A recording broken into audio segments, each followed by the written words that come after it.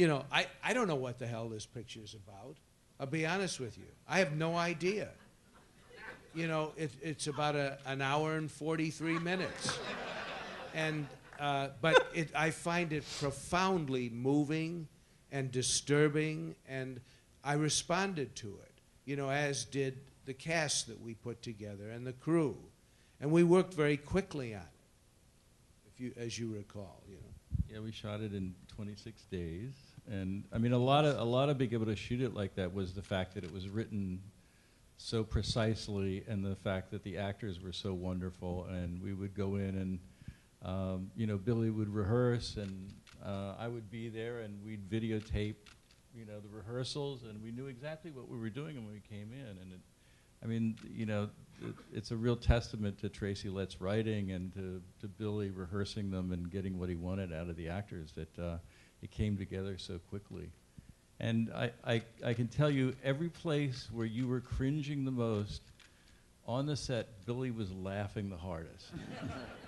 Tracy read about this story in, it was a newspaper article. It took place in Florida, this very scenario. And he started writing a play about this. It was for a very small amount of money. And really, I guess what it's about as much as anything else is greed, you know? And to what lengths people whose backs are against the wall, what they'll do to try and get out of it.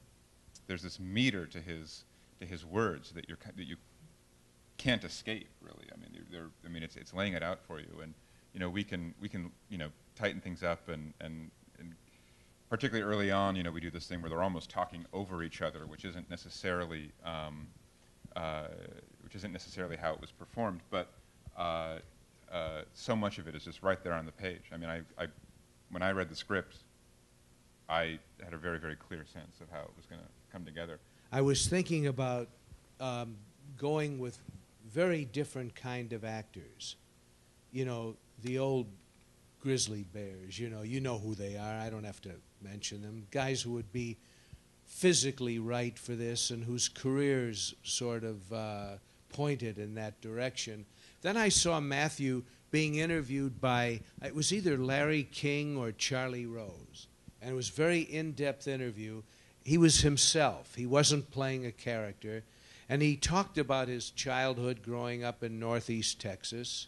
And he had the right accent. And he looked so charming, he could charm the mustard off a hot dog. And it occurred to me in that moment that was the way to go.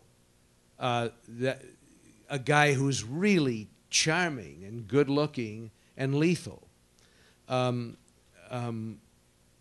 So I sent the script to his agent, and he read it, and as he described, I was just in New York. I just came back a couple hours ago, and he was with me, and as he described it in interviews, he said when he first read the script, he was disgusted by it. He thought it was terrible, and he threw it away. And then it stayed with him. He kept thinking about it. And he grabbed it and read it again. And he said to his agent, maybe I'd better meet with Friedkin. And so we had a 1-hour meeting and realized we were on the same page about how to do this character, and so I went with him. I think the rating is correct. I think it is an NC-17. And, you know, we tried to make a few frame cuts here and there, you know, because that's what you do. You do a kind of a nod to the ratings board, like you would nod to the Queen or something, and just an acknowledgement that they're there.